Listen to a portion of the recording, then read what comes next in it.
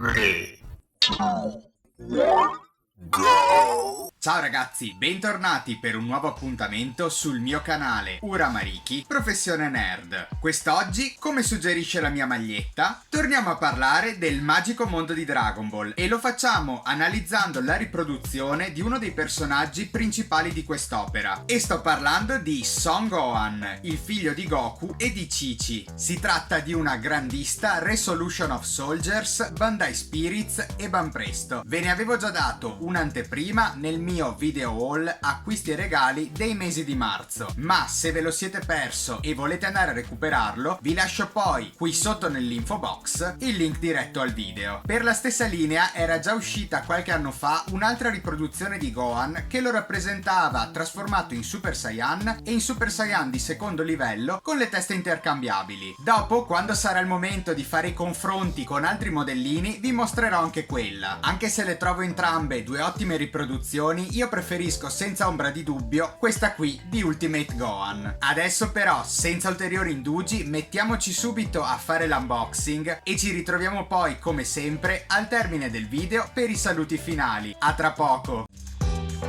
Cominciamo l'unboxing analizzando il fronte della scatola, dove potremo trovare un'anteprima di come si presenterà l'action figure, oltre ai loghi delle case produttrici Banpresto in alto e Bandai in basso, il nome della linea, grandista, Resolution of Soldiers e il nome del personaggio. Questo è invece il lato destro, dove troveremo un'immagine di Gohan vista un po' più da lontano.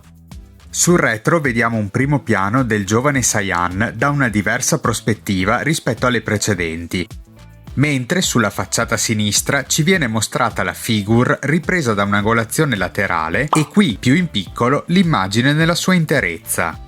Questo è invece il lato superiore della box e questo quello inferiore. Procediamo ora con l'unboxing.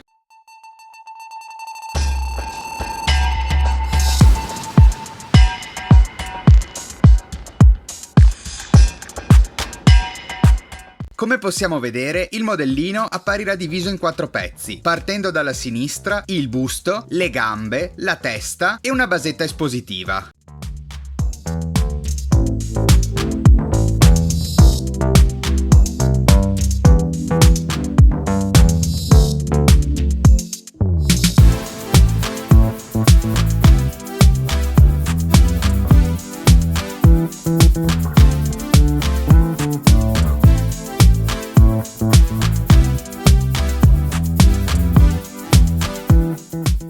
Ed ecco la grandista Resolution of Soldiers di Gohan in tutta la sua possenza. Scopriamo subito quanto è alta misurandola con un righello. Come possiamo notare, sfiora i 30 cm di altezza, perciò è veramente gigantesca. Adesso guardiamola un po' anche dagli altri lati.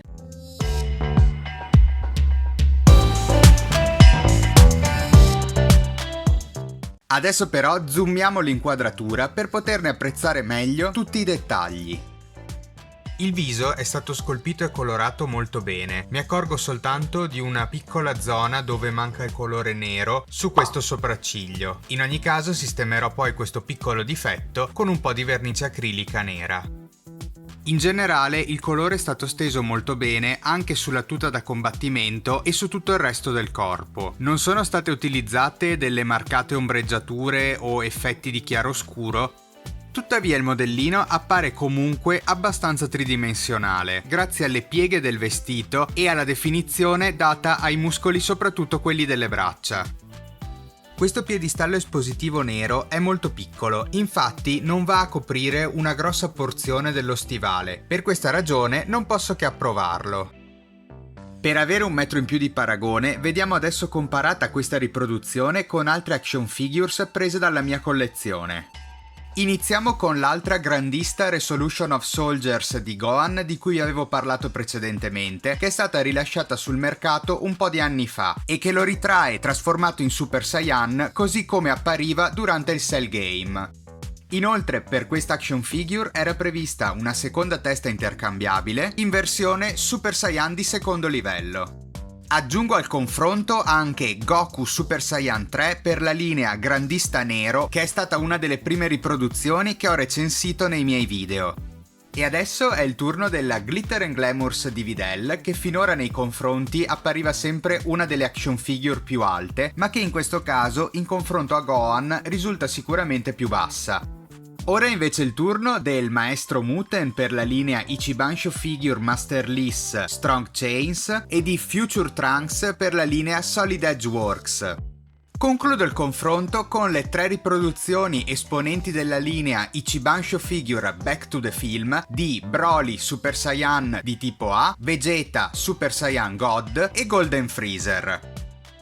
È arrivato però finalmente il momento delle valutazioni finali. Per l'espressività il mio voto è 7. Mi è piaciuta ma non troppo, cioè non mi ha fatto dire wow. Anche per la colorazione il mio voto sarà 7. Non ho trovato particolari errori o imprecisioni, tuttavia non sono stati usati grandi effetti di chiaroscuro che avrebbero reso nel complesso l'action figure più tridimensionale. Alla basetta di appoggio darò invece 8. È piccola e nera, quindi si nota poco, inoltre svolge la sua funzione primaria, che è quella di far stare in piedi l'action figure. Alla posa darò invece 6, avrei preferito qualcosa di più originale per questo Gohan. Per quanto riguarda il rapporto qualità-prezzo non posso dare una valutazione perché si è trattato di un regalo. Per questo motivo passo direttamente alla media, che fa 7. Una buona valutazione per questa grandista Resolution of Soldiers di Gohan, che avrebbe però potuto ottenere qualche punto in più se avesse ad esempio avuto una posa più dinamica.